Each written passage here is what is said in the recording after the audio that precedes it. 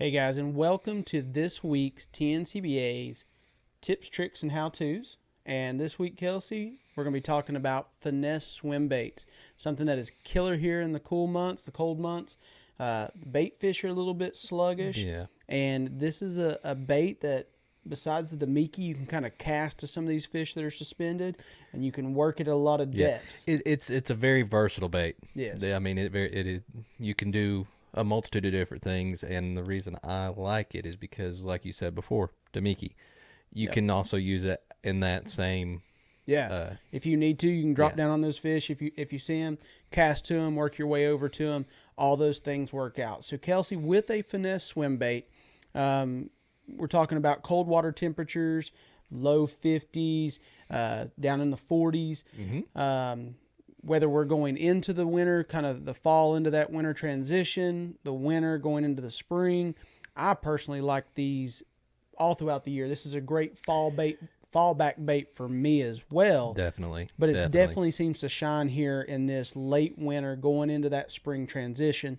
So let's break down, first of all, your setup, what you like to have as far as the rod, the reel, the line, and then we'll get down to the baits that you actually like to have on the business end of that. All right, so starting out, the rod itself is a 7.2 medium heavy, but it's on the lighter end of the medium heavy. It's closer to a medium, really, and it's got a really good parabolic bend to it. So, like we talked about in our last video, talking about your rod setup, it's got a good bend, so therefore that you're letting the rod do more of the fighting and the action, and it's a swim bait, so you're going to have those fish strike at it and bump it, and you don't want to take it away from them as quick, so therefore, and these smallmouth will dog on you and stuff, and they're acrobatic, so you've got to be ready and you've got to be careful about having too stiff of a rod, or you can actually go the other way too and have too limber of a rod with them. Exactly. That allows too much play there, but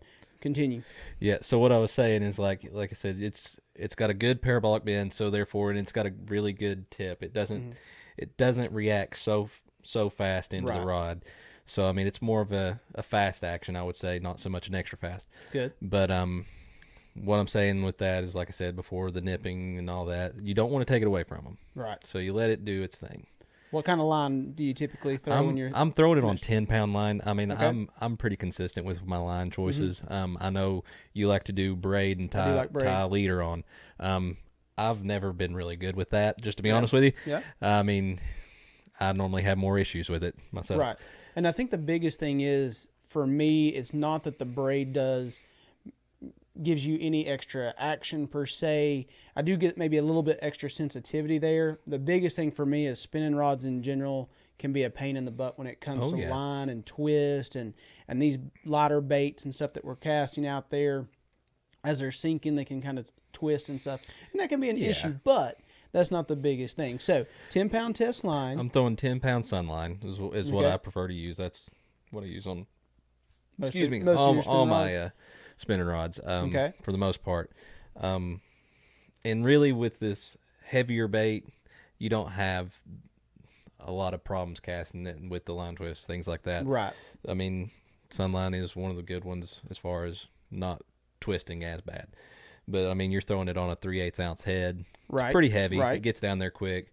So, I mean, you can cast it a mile, but I like the lighter line. Mm-hmm. It's not as visible to the fish. And like you talked about with that 3/8 ounce head, I mean, that's a little bit heavier head than some people might be thinking, because this time of year when we're talking about tight lining and we're talking about working those crawfish flies and stuff, this seems kind of the complete opposite of that. You're going with a super heavy head. Yeah, exactly. But, I mean, you can go lighter, but I'm with you. The 3/8 seems to be my kind of go-to when it comes to that head size. Well, like we said before, we're using it like in the Damiki platform type area. Yep.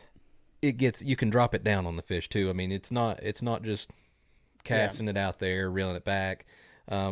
You can use it for a Damiki. Yeah. And that's what I prefer. I mean, yeah. And if you're fishing on those deeper points, you don't have to sit there and wait forever for it to get to the bottom. Exactly. You don't have to reel so painstakingly slow to keep it on the bottom. It'll stay down there with that little bit heavier head. And honestly, we're using the I apologize. It's the Moon Eye. Yeah, that's from VMC.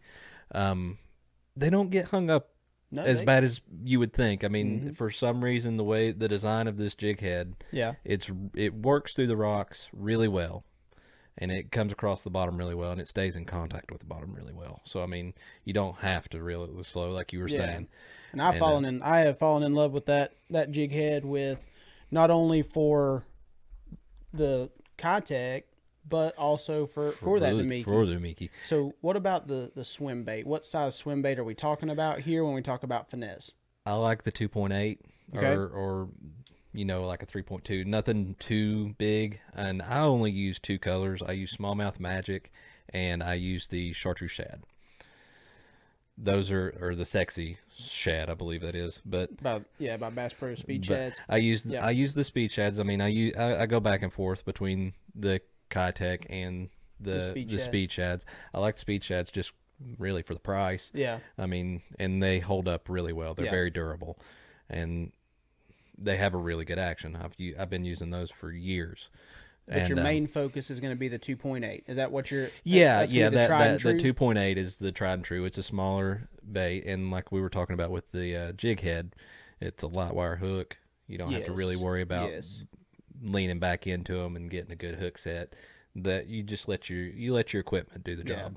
That's one good thing. Yeah, I mean, you just really need to reel into them. Sometimes people think about swim bait fishing. They've got this out west, or these big 6-7 inch bass tricks and stuff with big owner monster swim bait hooks, and we're not talking about that. The Moon Eye jig is a light wire hook, so with that spinning tackle and that spinning setup, you don't want to horse them. You don't want to bend that hook out, and these smallmouth will do that. Oh yeah, in a hurry they will bend that hook out. And that comes to our next little topic, is making sure your drag set well, having a good quality drag system on your reel. I'm not a back reeler.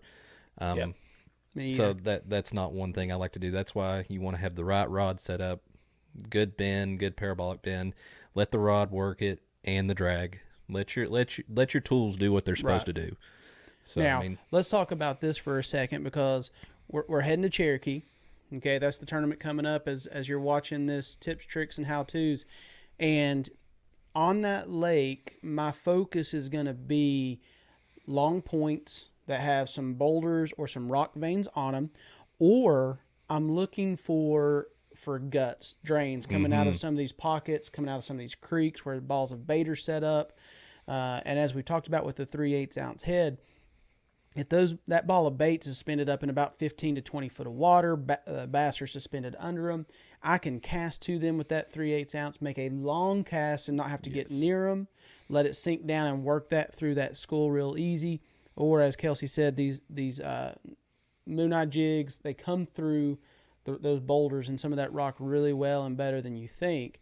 Is there a different perspective or position you like to fish these other than on those long tapering points or up those guts? No, those are mostly the areas I'm going to be looking for. I mean, and really the only other thing that I would say different is if you are seeing these fish out here in the graph, different places, if you're using Panoptics or things like that, it's one of those baits you can kind of fan cast and really just be out in open water, and you don't have to get so just target oriented, because they will roam around a lot of still this time of year. Probably the only other setup that I like for this, or I shouldn't say the only other, but one that is patternable, is getting on 45s and laydowns that run deep into the water. I'll parallel the bank and I'll stay off the bank a little ways so that I know I'm casting towards the tips of those trees. And this bait is dynamite to pull those bass up out of those treetops or the ends of those trees that are laydowns running down into the water. And that's really the other one. But I tend to find that one more as a fall into winter transition. Yes. These fish are sliding down on those trees before they move out into these guts around these bait balls and stuff. But that covers it really well, Kelsey. Again, it's a finesse thing. 10-pound line, whether you're throwing straight fluoro all the way or you're having braid to leader. You have a light wire hook, 3/8 ounce head. You can go lighter if you're fishing shallower, but that 3/8 is really our starting point, and then we'll adjust from there. Shallower, or you want it to fall slower. I mean, if you're wanting it to do something different, I mean, you can make it do what you want it to do, because I have in years past used the same jig head that I've used for my tube, Yeah. And trying to fish shallow around docks, you can skip it. And those actually have a brush guard on them. Yep. So, I mean, you can kind of get it in different areas as well and keep it up in the water column if you want to do that. Yeah. I've had pretty good success fishing from the bank doing that. So, Yeah. I mean. So the finesse swim bait, guys, is a killer technique. It's applicable to many different seasons. It really comes into play here, winter, transitioning into that pre-spawn, springtime. But again, it is something that you need to have on your deck or in your rod locker every time you go out, because if fishing gets tough, it's an excellent bait to get bites, and it's an excellent technique to get bites, and it still catches big ones. My PB, my 8-pounder came on a 2.8 Kitech down on Chickamauga. It got tough. It got bright bluebird skies, cold front or post front conditions, and I went to that. And that bait still gets big bites. And that's what those fish are keying in on right now is shad. So find the bait balls. Find you some isolated boulders down there on Cherokee on some of these flats and on these points. Sling you a Kitech around before you get over top of them and try to demeke them. Guys, I hope this tips, tricks, and how-tos helps you out. Go put it to use and see what you can do with a finesse swim bait, guys. We'll see y'all later. See ya.